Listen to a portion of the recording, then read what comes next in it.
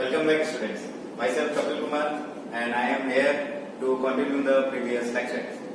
Yes, students. So how are you all? Of course, fine. तो शुरू करते हैं आज का वीडियो। आज का वीडियो शुरू करते हैं उससे पहले मैं आपको थोड़ा सा ये बताना चाहूंगा कि हमने पिछली वीडियो में क्या क्या पढ़ाई की थी।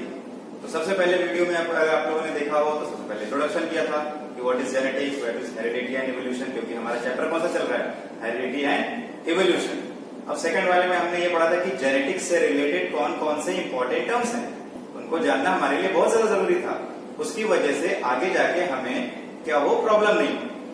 तो अब आज की तीसरी वीडियो में हम ये जानेंगे कि मेंडल ने और कौन कौन से काम किए थे, क्योंकि हमने फर्स्ट वीडियो में डिस्क्राइब किया था ना कि ऐसा उन्होंने क्या क्या कर दिया था जिसकी वजह से उनको फादर ऑफ जेनेटिक्स बोला जाता है। जी हाँ, बिल्कुल। तो आज हम देखेंगे कि मेंडल ने और कौन कौन से काम किए थे, और कौन कौन से काम, उसे बहुत सारे काम किए थे, लेकिन अभी हम ये देखेंगे कि उन्होंने क्या inheritance, Mendel law of inheritance, इस पे उन्होंने लॉज दिए थे। जी हाँ, बिल्कुल। आप लोगों ने सुने भी होंगे, नहीं सुने होंगे, तो आज मैं बताता हूँ कि मेंडल ने क्या किया था। जो मेंडल थे हमारे, मेंडल जो थे, मेंडल्स लॉज, क्या किया था उन्होंने, लॉ दिए, इस पर दिए थे इनहेरिटेंस। तो कुछ लोग जानते भी होंगे, जो नहीं जानते उनको मैं आज बताऊंगा। तो इस तरीके से हम शुरू करते हैं आज का वीडियो। तो आज हम क्या देखने जा रहे हैं, उनके जो भी लॉज थे। खैर 3 लॉज हैं उनके लिए, उन्होंने 3 लॉज दिए थे जेनेटिक्स में, जिसमें से आप मेरे साथ साथ बोलते जाइए। पहला लॉ क्या था, बिल्कुल, लॉ ऑफ डोमिनेंस। इसको आप इस पर टेंशन मत लीजिए, कभी कभी लिखा होता है मेंडल लॉ ऑफ डोमिनेंस, बिल्कुल। और दूसरा लॉ कौन सा था, दूसरा लॉ ऑफ, हाँ बोलो कौन सा, बोलो, हाँ, लॉ ऑफ डोमिनेंस हो गया। और थर्ड वाला हो गया law of independent assortment, and the second one is law of segregation, and the third one is law of independent assortment. बहुत ही कठिन नाम लग रहे हैं क्या? बिल्कुल नहीं है, थोड़े वर्ड्स थोड़े से होते हैं कभी कभी, लेकिन अब इनके बारे में जानेंगे। जी हाँ, आज के वीडियो में हम केवल इन तीनों चीजों के बारे में जाएंगे, जो कि वेरी वेरी इंपॉर्टेंट है हर चीज पॉइंट ऑफ व्यू से, एग्जामिनेशन पॉइंट ऑफ व्यू से भी, बोर्ड के, और साथ में other competitive exam point of view से भी जरूरी है। इनमें रेशियोज भी होते हैं, रेशियोज हम कभी और डिस्क्राइब करेंगे, लेकिन आज हम जो कि 3 वेरी इंपॉर्टेंट लॉज हैं, ये इनके बारे में डिस्क्राइब करेंगे। तो सबसे पहले हम देखते हैं लॉ ऑफ डोमिनेंस के बारे में। लॉ ऑफ डोमिनेंस के बारे में देखेंगे। तो जैसे ही आपको पता चल रहा है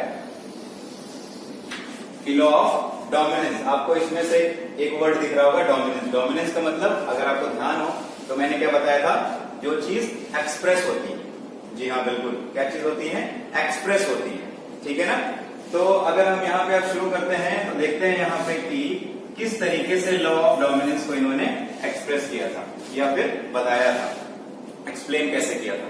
अब आ जाते हैं हम कि हेट्रोजाइगस कंडीशन। जी हाँ, बिल्कुल, कौन सी कंडीशन, हेट्रोजाइगस कंडीशन हमारे पास है। अगर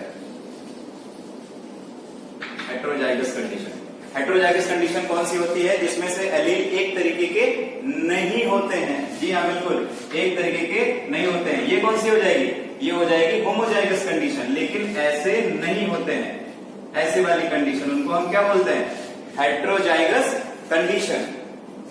तो अब हम यहाँ पे ये देखने वाले हैं कि अगर हमारे पास कोई हेट्रोजाइगस कंडीशन है, हेट्रोजाइगस कंडीशन है, तो उस केस में कौन सा एलील एक्सप्रेस होगा, ठीक है ना, कौन सा एलील एक्सप्रेस होगा, जीन में से कौन सा एलील एक्सप्रेस होगा।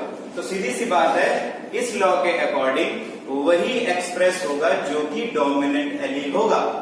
बात समझ में आई? जैसे फॉर एग्जांपल एक शॉर्ट प्लांट है, पहले हम टॉल ले लेते हैं, टॉल है, और दूसरा क्या है, शॉर्ट है, शॉर्ट या फिर द्वार। ठीक है ना, एक प्लांट हमारे पास ये है और दूसरा प्लांट हमारे पास ये है। तो टॉल के लिए मैंने पहले ही आपको बताया है क्या होगा, कैपिटल टी है, कैपिटल टी। और दूसरा वाला कौन सा है, दूसरा है कौन सा, स्मॉल टी है, स्मॉल टी। एक ये हो गया और एक ये हो गया, स्मॉल टी शॉर्ट के लिए, कैपिटल टी किसके लिए हो गया, टॉल के लिए। अब अगर बात मैं करूं कि ये गैमेट जब बनाएंगे तो ये एक निकालेगा टी और ये भी निकालेगा टी, और इसका क्या होगा, small T and small T, gamete बनाएंगे तो। अब उसके बाद हम इसमें देखेंगे क्रॉस कैसे करेंगे। क्रॉस करने के लिए हमें क्या करना पड़ेगा, पुनेट स्क्वायर बनाना पड़ेगा। पुनेट स्क्वायर एक साइंटिस्ट के नाम पे रखा गया था जिनका नाम पुनेट था, और इसके वजह से जो क्रॉस होता है वो बहुत इजीली और आराम से निकल आता है। जी हाँ बिल्कुल, जो दो गैमेट है उनको हम रखेंगे एक तरफ कैपिटल टी और दूसरा वाला रखेंगे स्मॉल टी एक तरफ। अब इनका हम कराएंगे क्या, क्रॉस। क्या कराएंगे, क्रॉस कराएंगे। जी हाँ, एक तरफ मेल को रख लीजिए, दूसरी तरफ फीमेल को रख लीजिए। तो कहने का मतलब इनका हम क्रॉस कराएंगे। देखो कैपिटल टी स्मॉल टी, क्या हो गया, capital T and small T. यहां पे फिर से देखो कैपिटल टी स्मॉल टी, फिर यहां देख लो, बना दिया, यहां लिखना था। अब देखो कैपिटल टी स्मॉल टी, और यहां पे भी कैपिटल टी स्मॉल टी। तो आप देख रहे हो कि यहाँ पे जो नई प्रोजेनी बनी है या फिर यहाँ पे जो नई जनरेशन बनी है वो 4 हैं, और चारों के चारों कैसे हैं, देख लो एक जैसे ही है, capital T and small T. ध्यान रखना मैंने क्या बोला था, हेट्रोजाइगस कंडीशन होनी चाहिए एलील की। हेट्रोजाइगस कंडीशन में वही एक्सप्रेस होगा जो एलील क्या होगा, डोमिनेंट होगा। बताओ इसमें से कौन सा डोमिनेंट है, बोलो। जी हाँ, कैपिटल टी इसमें से डोमिनेंट है। क्या है, इसमें जो कैपिटल टी है ना वो क्या है, डोमिनेंट है। तो सीधी सी बात है, जो डोमिनेंट होगा वही एक्सप्रेस होगा। तो जो कैपिटल टी है वो डोमिनेंट है, तो सीधी सी बात है एक्सप्रेस भी वही होगा। यानी कि ये जो नई प्रोजेनी बनी है, जो नई जनरेशन है, जो पेरेंट्स थे उसके बाद ये जो नए वाले आए थे F1, जिसको हम बोलते हैं F1 या फीलियल 1, तो इसमें जो नई प्रोजेनी होगी वो सारे के सारे, ये 4 इसलिए लिख रहा हूं क्योंकि यहाँ पे 1 2 3 4 ऑफस्प्रिंग है। नई जनरेशन जो बनी है उसके 4 ऑफस्प्रिंग है, और सारे के सारे क्या होंगे, बोलो, देख रहे हो ना। तो इस तरीके से ये लॉज क्या होता है, सिद्ध होता है, प्रूफ होता है। तो क्या है, हेट्रोजाइगस कंडीशन है, और गैमेट बनाने के बाद देख रहे हैं कि सारे के सारे जो चारों के चारों ऑफस्प्रिंग है वो क्या होंगी, टॉल होंगी। तो इस तरीके से क्या होता है, जो फर्स्ट वाला है, जो फर्स्ट लॉ है उसमें हम ये बोल सकते हैं, इन हेट्रोजाइगस कंडीशन द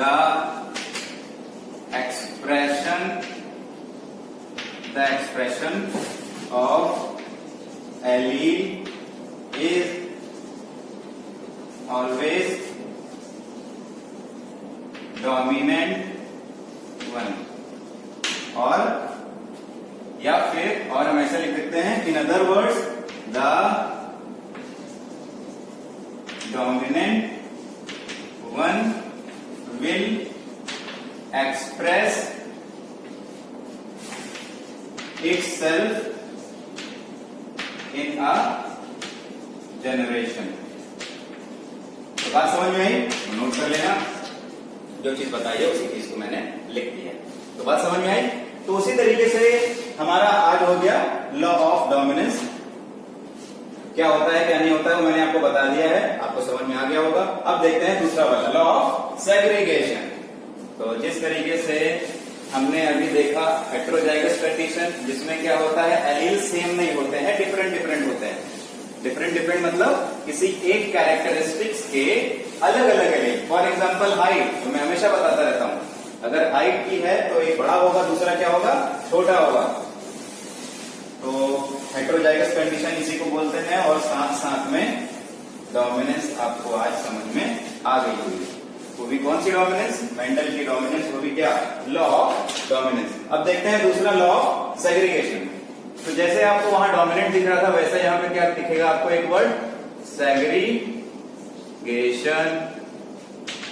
सेग्रीगेशन का असलियत में मीनिंग होता है सेपरेट, सेपरेट हो जाना, अलग हो जाना।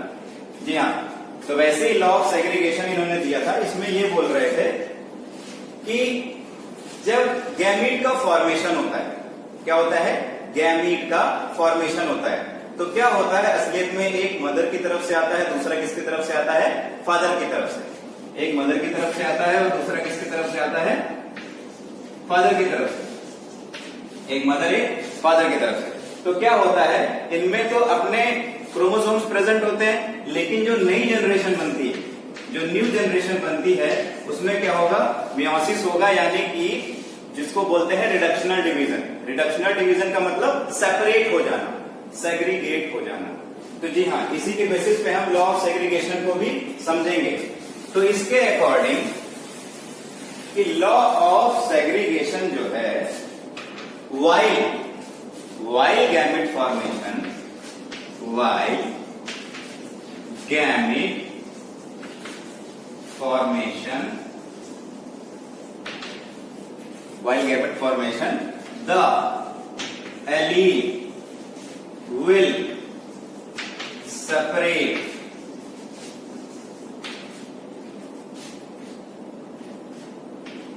to make gamete। कहने का मतलब ये है कि जब मियोसिस हो रही होती है, रिडक्शनल डिवीजन हो रहा होता है। क्या हो रहा होता है? रिडक्शनल या रिडक्शन डिवीजन जिसको बोलते हैं, रिडक्शन डिवीजन।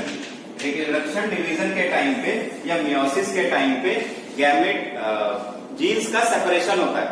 जीन्स का क्या होता है? सेपरेशन होता है, और जिसकी वजह से गैमेट का फॉर्मेशन होता है। तो इसी को बोलते हैं हम क्या? Law of segregation. जब तक गैमेट बनेंगे नहीं, तब तक न्यू जनरेशन का फॉर्मेशन भी नहीं होने वाला। और जब गैमेट बनेगा, तो गैमेट बनने के लिए according to this law segregation होना बहुत ज्यादा जरूरी है। जी हाँ, बिल्कुल।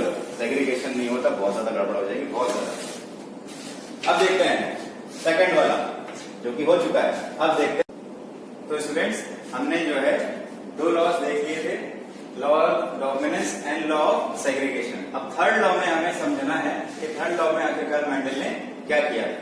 फर्स्ट एंड सेकंड लॉ हमें अच्छे से समझ में आ गया, डोमिनेंस वाला और सेग्रीगेशन वाला। अब हम थर्ड लॉ पे देखते हैं कि इंडिपेंडेंट असॉर्टमेंट में जो मेंडल थे, उन्होंने क्या किया था। इस लॉ को समझने से पहले मैं आपको एक चीज और बता दूंगा कि ये लॉ जो है डाई हाइब्रिड क्रॉस से समझा जा सकता है। और जो रिमेनिंग फर्स्ट दो हैं, वो किससे समझेंगे हम?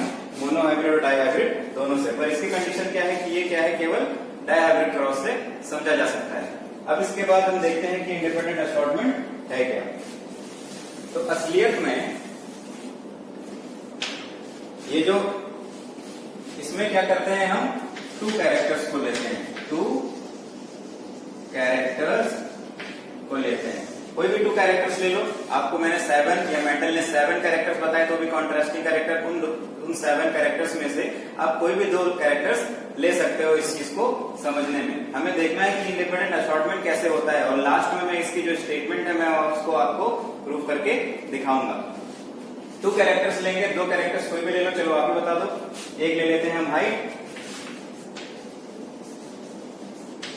और दूसरा क्या लेते हैं? Flower colour. फ्लावर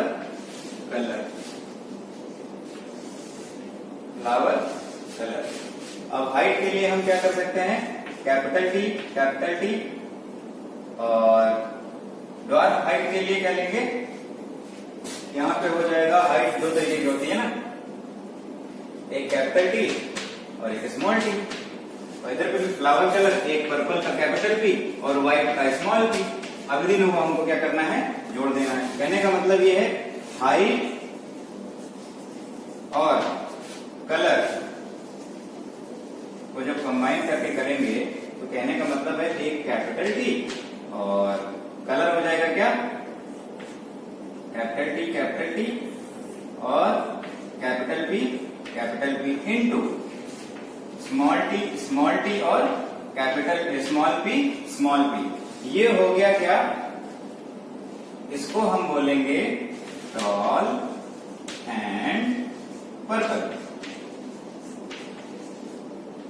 और इस वाले को क्या बोलेंगे, इस वाले को, इसको बोलेंगे हम शॉर्ट या dwarf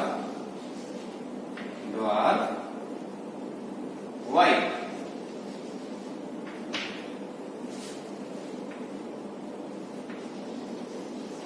tall and purple and dwarf and white. तो ये हो गए हमारे दो कैरेक्टर। अब इनके गैमेट्स देख लेते हैं। इनके गैमेट्स कैसे बनेंगे, इनके गैमेट्स बनेंगे ऐसे करके, यहां पे बताता हूं।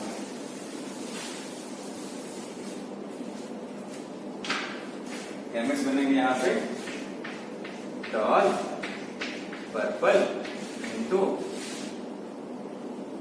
Dwarf white. इन दोनों के बीच में जब हम करेंगे तो हमें मिलेगा 4 तरीके का, टीपी टीपी टीपी टीपी। ये हमें 4 गैमेट्स मिलेंगे। और यहां पे भी कैसे, TP TP small T capital P small T capital P. 4 gametes मिलेंगे। कैसे मिलेंगे, ये वाला टी इस पी के साथ, फिर ये वाला टी इस पी के साथ, फिर ये वाला टी इस पी के साथ, और ये वाला टी इस पी के साथ। इस तरीके के हो जाएंगे 4। वैसे ही सेम उधर पे। तो हमें मिल गए 4 ये वाले और 4 ये वाले।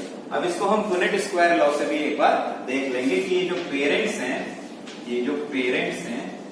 इनकी जो F1 जनरेशन बनेगी वो कैसे बनेगी। तो पुनेट स्क्वायर हम बना देंगे एक बार। पुनेट स्क्वायर मैंने बता भी दिया है, साइंटिस्ट के नाम पे रखा गया था, और ये क्रॉस करने में बहुत ही इजी कर देती है हमारी क्रॉस। यहाँ पे हम गैमेट्स करेंगे। गैमेट्स एक फादर की, एक मदर की। यहाँ कर देते हैं capital T P TP TP. वैसे यहाँ small TP TP TP TP. अब इसके बाद हम देखते हैं कि क्रॉस कैसे करें। तो मेरे साथ करो आप लोग भी cross. Capital T small T capital P small P. कहीं पे भी करोगे ना तो आपको यही रिजल्ट मिलेगा। कहीं पे भी करो आप, कोई सा भी काउंट करके देखो, कोई सा भी काउंट करोगे आप, काउंट करोगे तो यही मिलेगा। कहने का मतलब यह है कि यहाँ पे आप देख रहे हो कि अगर मैं हाफ देखूं तो यहाँ पे जो है हाफ नंबर हमें चाहिए होते हैं कोई भी चीज को डोमिनेट करने के लिए। तो यहाँ पे टी डोमिनेंट है और यहाँ पे पी डोमिनेंट है, यानी कि जो 16 ऑफस्प्रिंग बनेगी यहाँ पे, कितनी ऑफस्प्रिंग बनेगी यहाँ पे, 16 ऑफस्प्रिंग बनेगी यहाँ पे। 16 ऑफस्प्रिंग सेम बनेगी, और वो सेम क्या होगा, टॉल एंड पर्पल। क्या होगा, टॉल एंड पर्पल। तो ये जो पेरेंट्स हैं इनसे जो नई जनरेशन बनेगी वो होगी टॉल एंड पर्पल, और जिनका जो क्या बोलते हैं जीनोटाइप जो होता है वो क्या होगा, फिनोटाइप भी इसका क्या होगा 16:0। कहने का मतलब है सारे के सारे क्या होंगे, टॉल हो जाएंगे, सारे के सारे टॉल हो जाएंगे। और जो इसका जीनोटाइप होगा वो भी क्या हो जाएगा 16:0। कहने का मतलब सारे के सारे हेट्रोजाइगस टॉल होंगे। क्या होंगे, हेट्रोजाइगस टॉल, क्योंकि यहाँ पे जो गैमेट्स हैं आप देखो हेट्रोजाइगस है, सेम नहीं है, अलग अलग है। Heterozygous tall and purple, heterozygous tall and purple. तो हम ये देखते हैं कि अगर हम ये जो F1 है, अगर हम F1 की सेल्फिंग कराते हैं, सेल्फिंग का मतलब ये होता है किसी एक सेम जनरेशन की आपस में क्रॉस करा देना। तो सेम जनरेशन कौन हो गई, जैसे कि मान लो ये इन 16 में से कोई भी है तो इनका क्या कर दो, सेल्फिंग करा दो, अपने में ही क्या करा दो, क्रॉस करा दो। अब क्रॉस करने के बाद हम देखेंगे कि जो कैपिटल टी है और स्मॉल टी है, फिर कैपिटल पी और स्मॉल टी है, इनका जब हम क्रॉस कराएंगे, इनका जब हम क्या कराएंगे, क्रॉस कराएंगे, तो जब क्रॉस कराएंगे तो हमें क्या मिलेगा, एक बार टी इस पी के साथ जाएगा, तो क्या हो जाएगा, कैपिटल टी कैपिटल पी। फिर एक बार टी इसके साथ जाएगा तो हो गया कैपिटल टी स्मॉल, यहाँ पे तो पी होगा ना, यहाँ पे पी होगा, capital T small capital P और कैपिटल टी स्मॉल पी। अब यहाँ स्मॉल वाले टी को ले लेते हैं, स्मॉल वाला टी जाएगा कैपिटल वाले पी के साथ, तो कैपिटल पी स्मॉल टी। अब यहाँ पे क्या हो जाएगा, small T small P, small T small P. तो आप देख रहे हो ये क्या होंगे, इनके गैमेट्स होंगे। क्या हो जाएंगे, गैमेट्स हो जाएंगे। सेम वहां पे यहाँ पे भी यही होगा, सेम यहाँ पे भी यही होगा। और फिर क्या बन जाएगा, ये बन जाएगा। आप करके देखते रहो, देखने से नहीं होगा, करने से होगा। तो हम यहाँ पे ये देख रहे हैं कि गैमेट फॉर्मेशन के टाइम पे, at the time of gamete formation, ध्यान देना, अब आता है स्टेटमेंट इंडिपेंडेंट असॉर्टमेंट का। At the time of gamete formation the alleles of the genes, allele of the two characters are independently in nature. Means this gene, this allele will not affect this one and this one not affect this one. कहने का मतलब ये है जो tallness की characteristics है वो जो है पर्पल या व्हाइट की कैरेक्टरिस्टिक को बिल्कुल भी कोई भी इन्फ्लुएंस नहीं करेगा। Without, they are independent. वो किसी के साथ भी जा सकते हैं, वो किसी के साथ भी जा सकते हैं गैमेट बनाने के लिए। ध्यान रखना, इन इंडिपेंडेंट असॉर्टमेंट कहने का मतलब है while gamete formation the allele independently make gamete without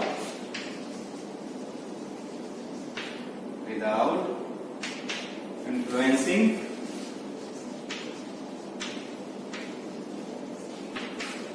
other allele. समझ में आया आपको? तो ये है इसका स्टेटमेंट। कहने का मतलब ये है कि अगर दो कैरेक्टर हैं तो एक कैरेक्टर दूसरे कैरेक्टर को बिना इन्फ्लुएंस किए हुए, कहने का मतलब है वो इंडिपेंडेंट है, वो उधर भी जा सकता है, वो उधर भी जा सकता है। आपके सामने ही है, देख लो, गैमेट फॉर्म कर रहे थे, एक बार कैपिटल टी कैपिटल पी के साथ जा रहा है, लेकिन दूसरी बार कैपिटल टी स्मॉल पी के साथ जा रहा है। और यहाँ पे देखो कैपिटल पी स्मॉल टी के साथ जा रहा है, और यहाँ पे तो दोनों ही अलग अलग हो गए। मतलब गैमेट फॉर्मेशन किसी पे भी इन्फ्लुएंस नहीं कर रही है। बिकॉज यहाँ पे हम यह जान सकते हैं कि ये इंडिपेंडेंट है। While forming gametes they are independent to form gametes. और जब गैमेट फॉर्म हो जाएंगे तो फिर क्या है, आराम से क्रॉस हो सकता है। तो ये था हमारा थर्ड लॉ, जिसको बोलते हैं law of independent assortment.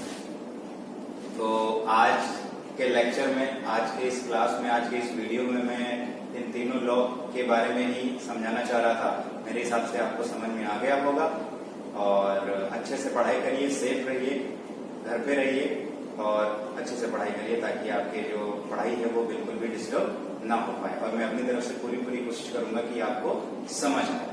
So thank you for today. That's all for today. Thank you so much.